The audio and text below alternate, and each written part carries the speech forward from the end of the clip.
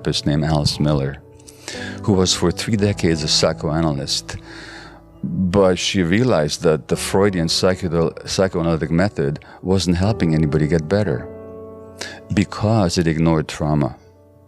So the drama of the gifted child, the German title of which was Prisoners of Childhood, was really all about the fact that stuff happens to us as children, negative things happen, then we adapt to those things by taking on certain defensive ways of being, and then we live the rest of our lives from those defensive modes. So we're not actually experiencing the present, we're constantly reliving the past from a perspective that we acquired when we were helpless and vulnerable children. And when she says the gifted child, she means the sensitive child. So the more sensitive the child is, the more he or she feels the pain and stress of the environment, and the more affected they are, and the more that shapes their lives.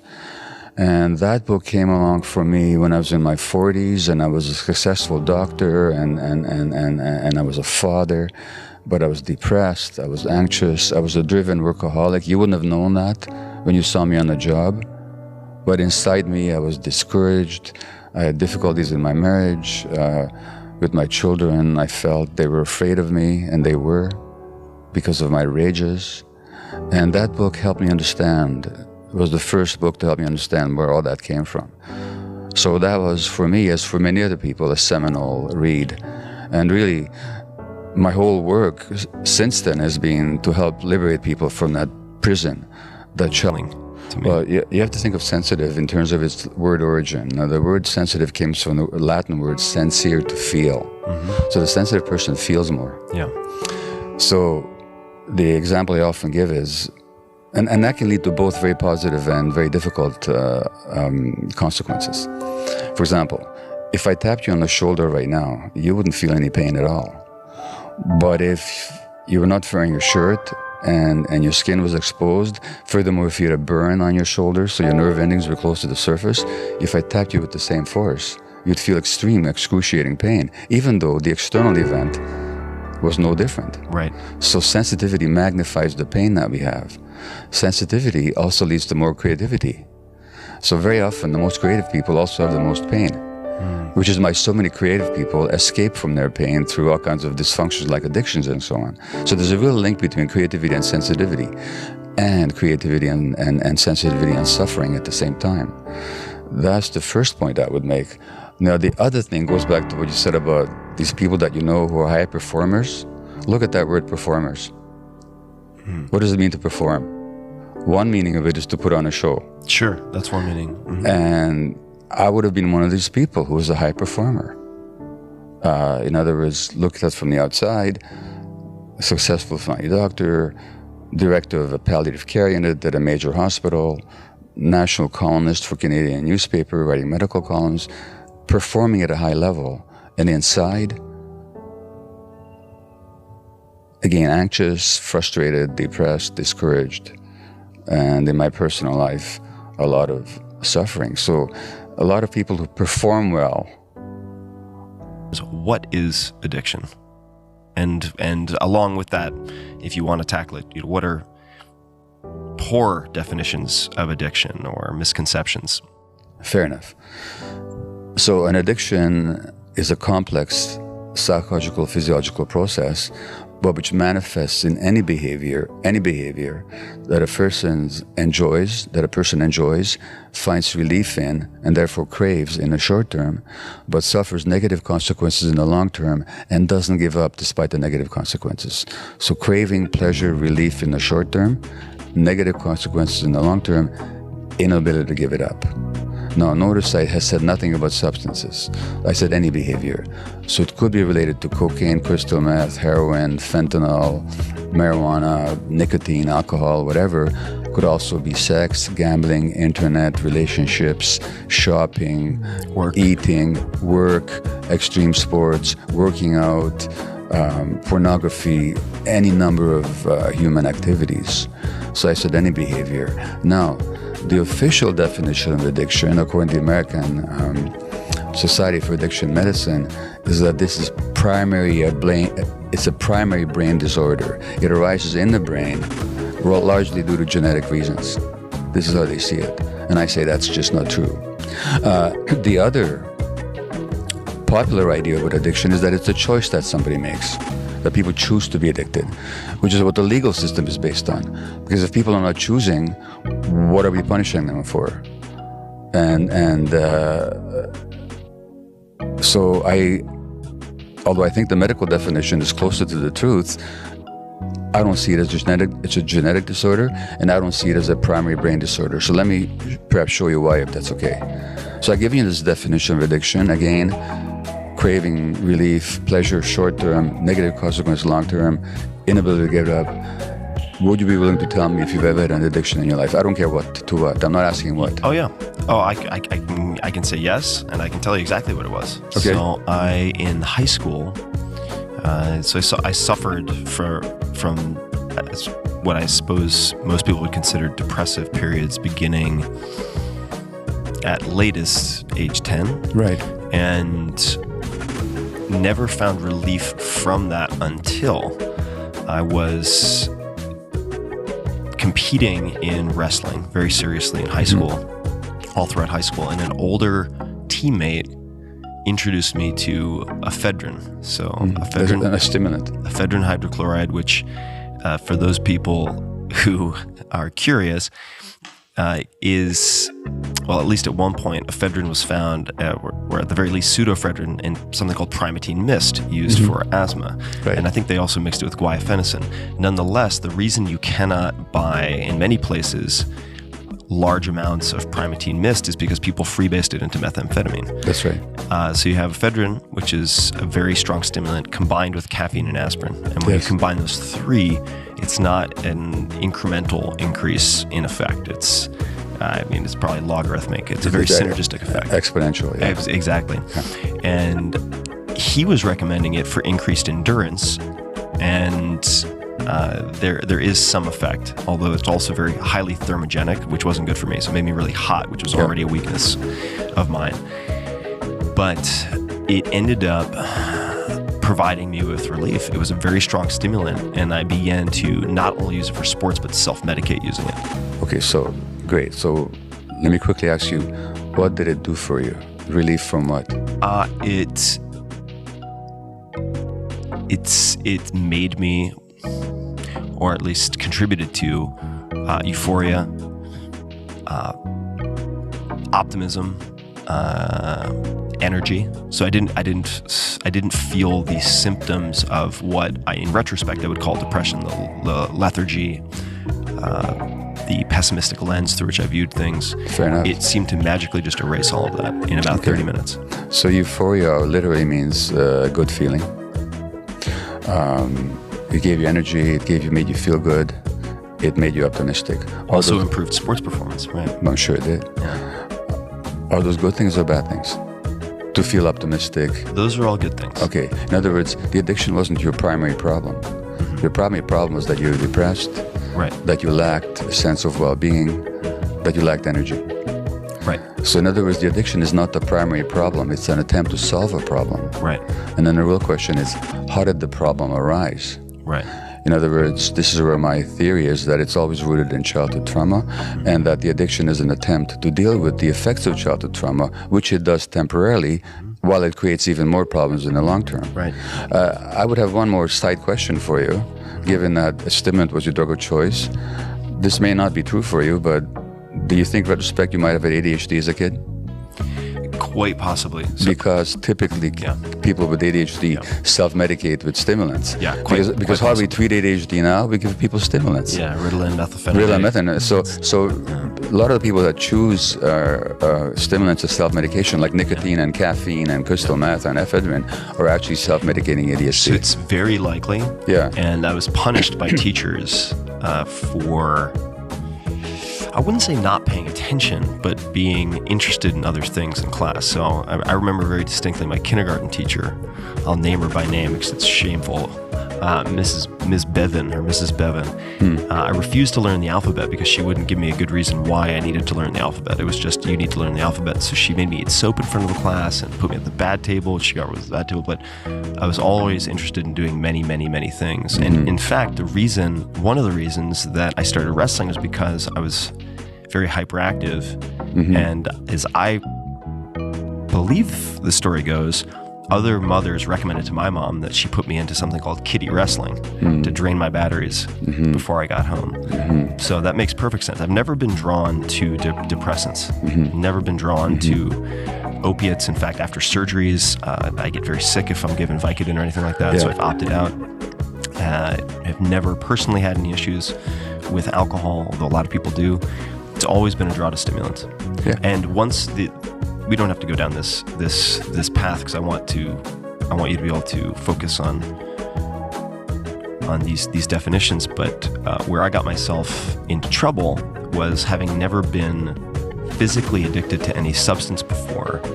I started using ECA stack once a day. My friend was using it twice a day. I started using it twice a day. Then I started using it 3 times a day. And you develop a tolerance very quickly. Right. So you have to take more and more. And if you stop, the withdrawal symptoms are Absolutely. awful. So Absolutely. I had never experienced that. So I continued after sports to use this.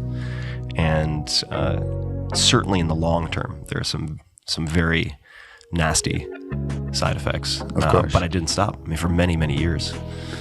Well, so there's a great link between ADD and addictions, and not just because they both begin with the same 3 letters. And I can tell you about my own ADHD.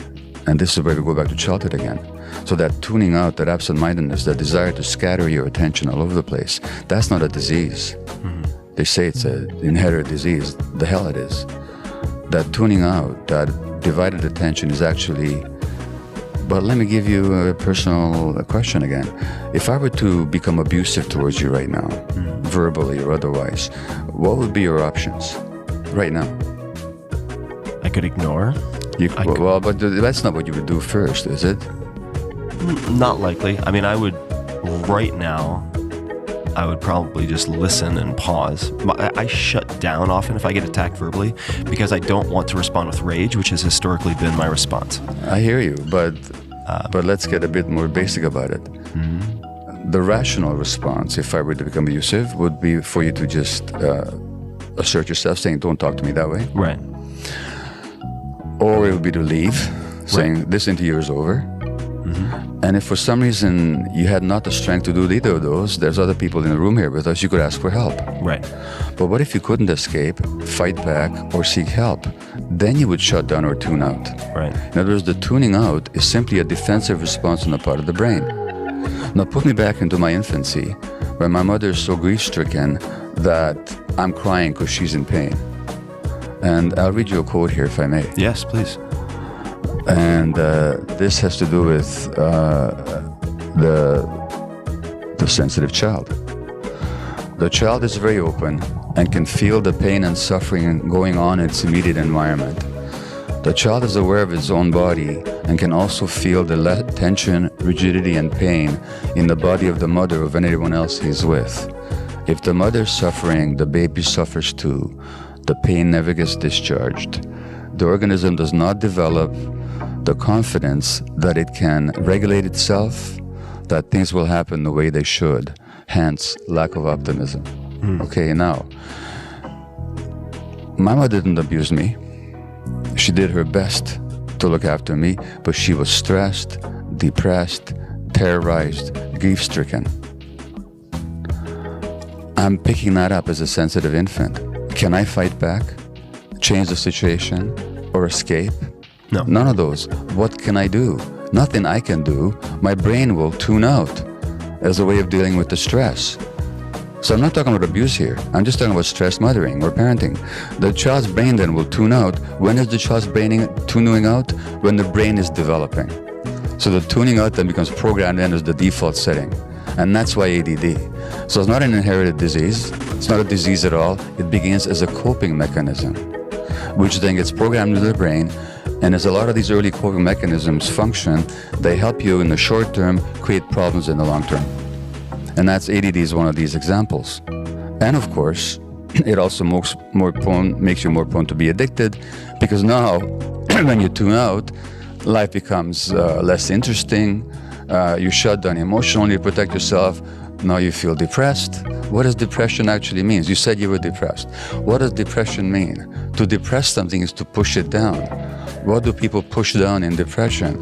They push down their emotions. Yep. Why would they? Because the emotions are too painful. So even depression becomes as a coping mechanism. You push it down so you don't feel the pain. But then later on, that interferes with your life functioning. So it all begins as a coping mechanism, and later on becomes a source of dysfunction. And all this is happening when the brain is actually developing, which we can talk about later. So these are the links I began to make, including after I was diagnosed with it.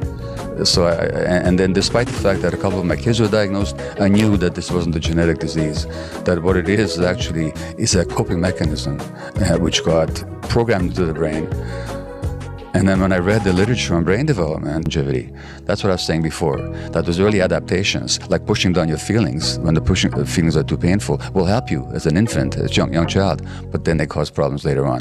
The tuning out that you do to protect you from the stress in your environment, if you're very sensitive, it doesn't take a lot of stress, helps you endure, but in the long term becomes the problem. That's exactly what they're saying. Now, I'll jump a few pages ahead to what they say about brain development. And this is so crucial, and it's so crucial because they still don't teach this in medical schools, even though scientifically it's not even vaguely controversial. The human brain develops in interaction with the environment. It's not genetically programmed purely. Here's what they say. The architecture of the brain is constructed through an ongoing process that begins before birth, continues into adulthood, and establishes either a sturdy or a fragile foundation for all the health, learning, and behavior that follow. Not some of the health learning, all the health learning. Now notice what they say. First of all, the architecture of the brain is constructed through an ongoing process that begins before birth, which already means what happens in the womb already has an impact on you. So if your mother is stressed and she's got high levels of stress hormone, that's already affecting your brain development. And when you think of all the stressed pregnant women out there, no wonder we're seeing so many kids in trouble. And we know from American studies, international studies, that when mothers are stressed, their placenta will naturally have more cortisol and adrenaline, the stress hormone. Those kids will be more likely to have stress issues later on, abnormal stress hormone levels even at 1 year of age, behavioral problems, learning problems, and so on. Which tells us a lot as to why adopted kids have so many more problems. That's another issue. But the next paragraph is key. The interactions of genes and experiences literally shapes the circuitry of the developing brain and is critically influenced by, in other words, the circuitry, the chemistry of the brain, and which centers and which circuits and which systems develop, and which neurochemicals will be present in what quantities depends on the early environment, and is critically influenced by the mutual responsiveness of adult-child relationships, particularly in the early childhood years. In other words, the most important influence shaping the physiological development of the brain is the quality of parent-child relationships. Now, when parents are stressed or distracted or workaholics, like I was a young parent, if there's instability, economic troubles, relationship troubles, unresolved trauma on the part of the parent, loving parents who are just stressed, that'll interfere with the child's brain development. That's why we're seeing so much more ADHD now, so much more autism, and so much more other problems because of stress in society that affects the parenting environment. In other words, yes, there's physiological problems with the brain, but it's not a genetic issue. It's related to early experience. So when you look at brain scans of adults that are troubled brain scans, as you do in addicts, you're not just looking at the impact of addiction, you're also looking at the impact of childhood trauma and childhood stress. And this has been shown over and over and over and over again. So there's no separation between the physiology and the psychology. So if you come to me as an addict and you say, I got such and such, and I ask you, what does it do for you? And you say it numbs the pain, then my question is, where did you develop the pain? What happened? And then we have an inquiry. And now it no longer becomes a shameful thing that you chose this, nor does it mean that you're stuck with it because you got this genetic problem. We get it as an adaptive response to something that happened, and we can heal that. The reason why addiction treatment is failing is because physicians don't understand this. They keep dealing with the effects, which is the addiction, and the behaviors, which are the effects of the addiction, but not the cause, which is the childhood distress. And the impact of childhood distress that carry into adulthood, in other words, how we stay prisoners of childhood. And so present methods of treatment in psychiatry, in addiction medicine, in childhood psychiatry deal with effects rather than causes. The focus from why the addiction to why the pain, and you start to work with someone What approaches have you found to help? What tools? Well, so I very much salute your friend's approach. It's exactly what the approach I would take myself. And I call it compassionate inquiry. So inquire in a compassionate way. Not why did I do this, but why did I do this? Right. The first one is not a question, it's a statement, it's a self-condemnation. The second one is a question. Wonder why I did this. It soothed my pain. And so what your friend said that it served you, so thank it, love it, but let go of it, is absolutely right. I call it the stupid friend. The stupid friend is the one who helped you in a particular way at a certain time, but it can't learn that way doesn't function anymore. Right. That instead of helping, now it's hurting. So it's a friend because it's really trying to help, but it's stupid because it's not learning that you're no longer that 3-year-old or that 5-year-old or that 15-year-old, you know? So this leads to the question of trauma, because it's one thing to recognize that all this originates in childhood pain. It's quite another to transform that pain. And for that, we have to understand what trauma is. So people often think that trauma is what happens to you. So trauma is a divorce when you were small and your parents fighting. Trauma is your mother's depression. Trauma is your father's alcoholism. Trauma is your parents' argumentation. Trauma is physical or sexual abuse or some loss. Those aren't the traumas. Those are traumatic. But the trauma is not what happens to you. The trauma is what happens inside you. And as a result of these traumatic events, what happens inside you is you get disconnected from your emotions, and you're disconnected from your body, and you have difficulty being in the present moment, and you develop a negative view of your world, and a negative view of yourself, and a defensive view of other people. And these perspectives keep showing up in your life in the present, because they're the stupid friends. And so the issue is not just to recognize what happened 10, 15, 30, however many years ago, but to actually recognize the manifestations in the present moment and to transcend them. And how do you do that? By reconnecting with yourself, by restoring the connection with your body primarily and with your emotions that you lost. And once you do, when you've found these things again, then you have what we call recovery. Because what does it mean to recover something? It means to find it again. So what is it that people find when they recover? They find themselves. And the loss of self is the essence of trauma. So the real purpose of addiction treatment, mental health treatment, any kind of healing is reconnection. For people who are listening and want to reconnect with themselves, with their bodies, for instance, what recommendations might you have, whether that's things they can do or resources they can look to, or both, or something else? What recommendations? Because I'm sure I'm 100% sure, because I've had people come on and for the very first time on this podcast talk about sexual abuse that they endured as children and what they did to help recover from that. Many people listening, I am sure, have addictions, both traumatic past experiences and trauma. What recommendations could you make for them? Sure. So I want to say, first of all, that for trauma, you don't need terribly traumatic events. So there's two ways to look at trauma. One is that bad things happen that shouldn't have. We've talked about those. But the other way to get traumatized is when good things happen that should have happened. So if the good things didn't happen that should have happened, sorry. So when you look at that trauma of omission. Trauma of omission, where the parents, not that they didn't love you, not that they didn't do their best, but they were too stressed, traumatized, distracted themselves. Then you didn't get the kind of attention and the kind of acceptance and the kind of attuned being with that you needed. That itself can make you disconnect from yourself. The child needs that acceptance, that connection, that attunement. Our brain development requires it, our emotional development demands it. And when we don't get it, not because the parents don't love us, but simply because of their own issues, we can also suffer that disconnection. So that's what I call developmental trauma. And now how to reconnect? Well, there are many, many forms of therapy. It's very difficult for anybody to do this on their own. Some people do it. I certainly couldn't do it on my own. I've needed a lot of help in terms of therapy.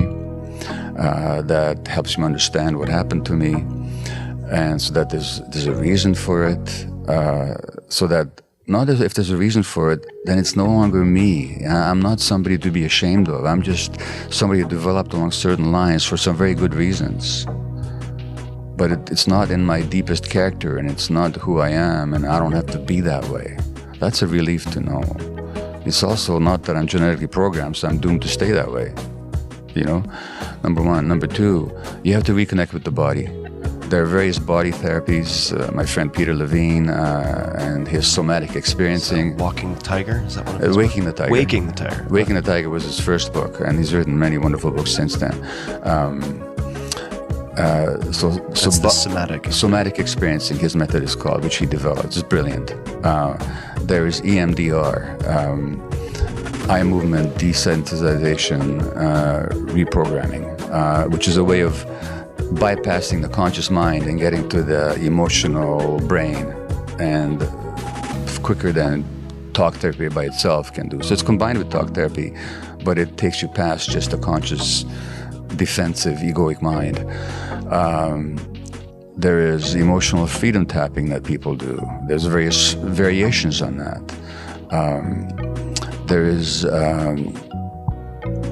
There's motor sensory integration techniques. There is the traditional therapies like yoga. Now, yoga was not simply a physical modality when it first developed. Yoga actually means unity.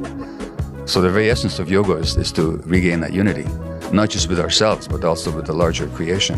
And so yoga, when it's practiced in its intended way, not just the hot yoga where you get a good workout, that's great, I'm not against it, but I'm talking about intentional yoga with a meditative aspect to it, which is taught by a number of disciplines, body work of all kinds. I'm just gonna hit pause for 1 second. Do you practice yoga? And if so, what type do you practice? So I've always said that with my ADHD, I'm not a yoga person, I can't do it. Until a year and a half ago, I met actually a yogi. His name is Sadhguru, and he's an Indian yogi with a big following. I was very skeptical, but I met the guy. I now have a 50-minute daily yoga practice, which I did this morning before coming to the interview, and it's made an enormous difference in my life. With my ADHD mind, I really have trouble just sitting there. When I sit on the meditation cushion, my mind is like all over the place. But with the yoga, which is more body-based, I can stay much more present. There is a meditational component to it. And so the answer is yes. If you had asked me 18 months ago, I would have said no. I support it, but I don't do it.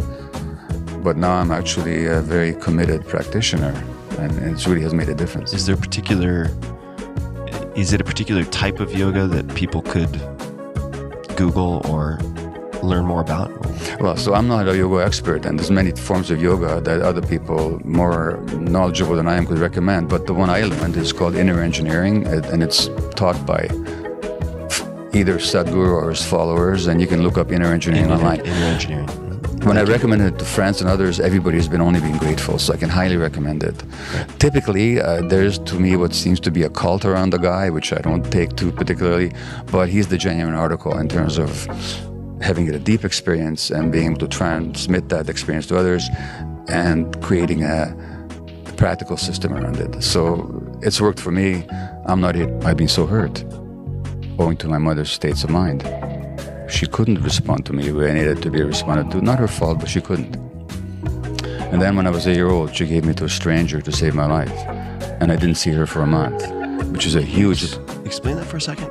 So again, it's Budapest, Hungary, Second World War, January. The Russians have circled Budapest and are fighting the Germans. The government in power is a right-wing fascist, anti-Semitic military force. And even though the deportations of Jews had stopped, the Germans had annihilated 500,000 Hungarian Jews in 3 or 4 months. But now the Hungarian fascists were killing Jews in Budapest, and including in the house where my mother and I were living. So my mother gave me to a stranger in the street, a Christian woman, because she didn't know if she'd be dead or alive next day. Wow. Or that I would be. And I was quite sick. So I didn't see her for a month, which I experienced as a deep abandonment. How else could I experience it? So my heart closes against love.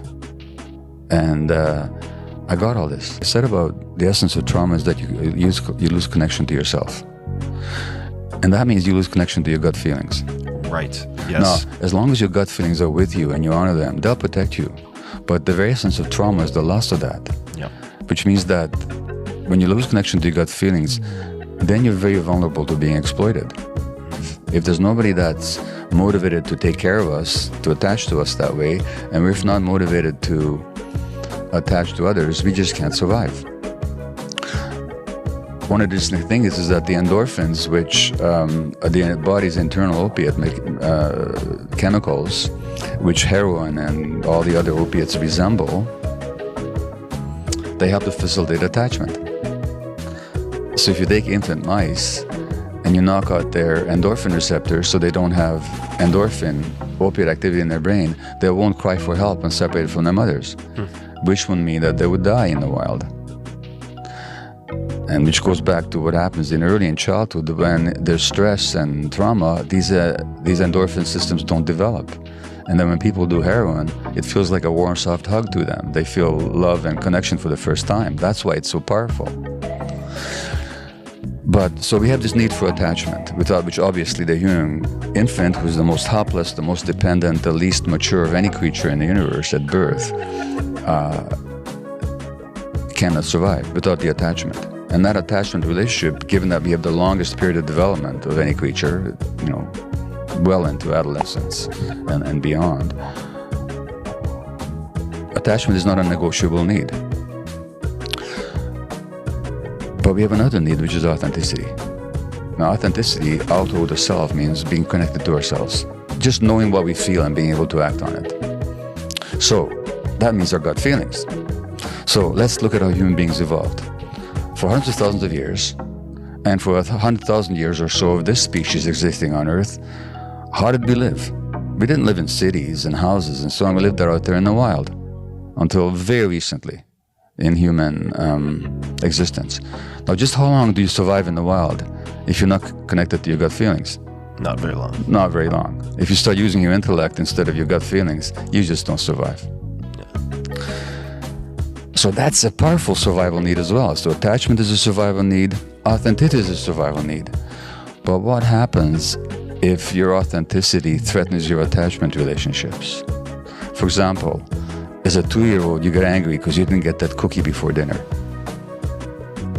But your parents can't handle anger because they grew up in homes when there was rageaholism and they're terrified at the very expression of anger. So they give you the message that good little kids don't get angry. The message you receive is not that good little kids don't get angry, but that angry little kids don't get loved. Because your parents are now sullen, they won't look at you, they talk to you in a harsh way, you're not getting loved. Not experiencing love at that moment. Now, but you gotta stay attached. Guess what you're gonna suppress? The authenticity every time. And this is how we lose connection to ourselves and to our gut feelings. So that, strangely enough, that very dynamic, which is essential for human survival in a natural setting, now becomes a threat to our survival in this more modern setting, where to stay authentic is to threaten attachment. And so we give up our authenticity, and then we wonder who the hell we are, and whose life is this, and who's experiencing all this, and this life doesn't, and who am I really? And so that's where the reconnection has to happen. That's where the healing happens, is with that reconnection. But it's because of that conflict, that tragic conflict in childhood between authenticity and attachment that most of us face, that we lose ourselves and lose connection to our gut feelings. There's so many directions Are there other reasons why this other person might not have done the work that has nothing to do with him or her not caring about him or not respecting him? So what other reasons might there be? 1,000,001. Name one. Yeah, he could be in the hospital. He could be in the hospital. His What else? partner carried one. Could have been in a car accident. Exactly. He had a flight delay and got caught on Puerto Rico during a hurricane. He's got ADHD. Yeah. He can't follow through. He's under stress and he couldn't. Right. Okay. Now, the email that I was supposed to send is sitting in drafts, and I thought I had sent it, but in fact, he never received it. Okay, and any number of possibilities. Yeah. Now, of all the possibilities that you've just outlined, including that they don't care about you or respect you, which is the worst one? The one I immediately defaulted to. Right. So Well, I mean, the worst.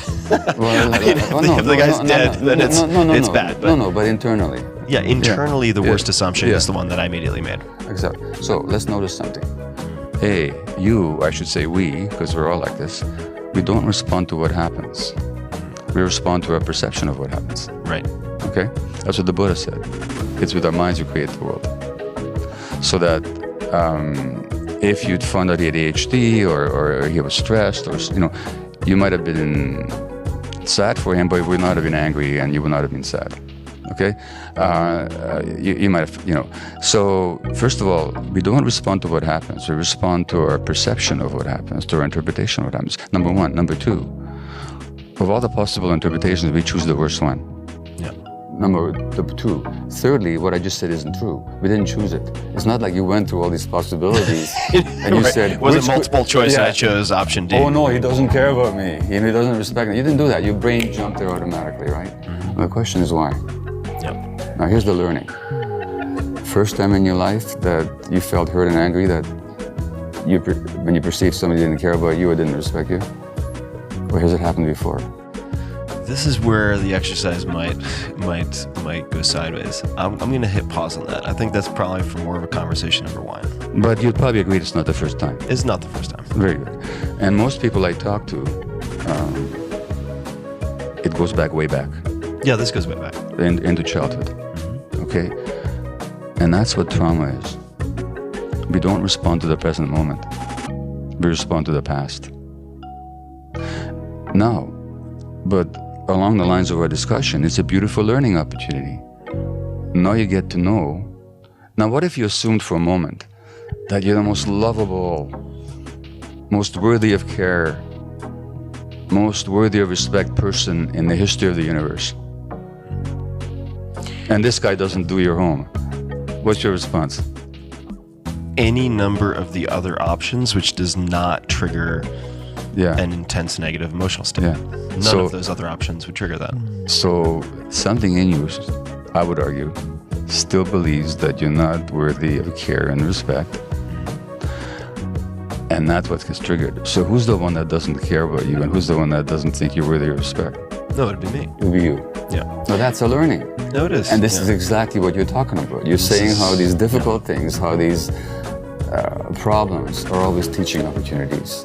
And that's the beauty of healing, is that when you reframe things and you actually see the source within ourselves, all of a sudden, that's liberating. I got an email a few months ago from a woman called Bettina Göring.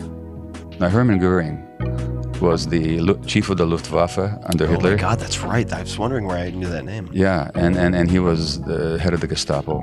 Just an opiate addict, by the way. And a very clever, very ruthless man. His great niece sent me an email a few months ago to thank me for my work. And she's been through her own process. Imagine the karma she was carrying. Yeah. And all the healing she has had to do. So there was her great uncle trying to kill me and my people.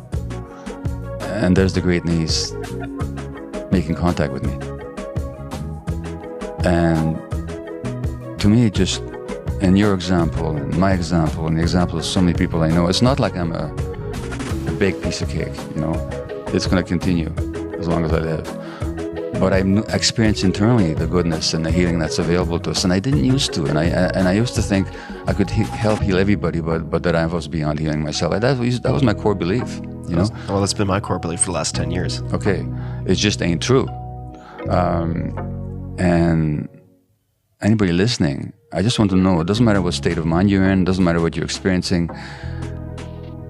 It's human. It is transmutable, it is transformable, because that true self that you got disconnected from is still available to you. So it's not a question of just talking about what happened in the past. It's a question of how do we reconnect to ourselves. And what you're describing about your own state, if I can put it in one sentence, you'd probably agree with me that and in the US, every 3 weeks you have the equivalent of a 9/11. Every 3 weeks a 9/11 in terms of the number of people dying. But where's the public outcry? Where's the resources? Where's the political will? Where's the mobilization of the media and all the public health energies compared to what happened after 9/11? And we're having this every 3 weeks. And why? Because the treatment profession, the medical profession, and politicians and the legal profession does not understand trauma and its relationship to addiction.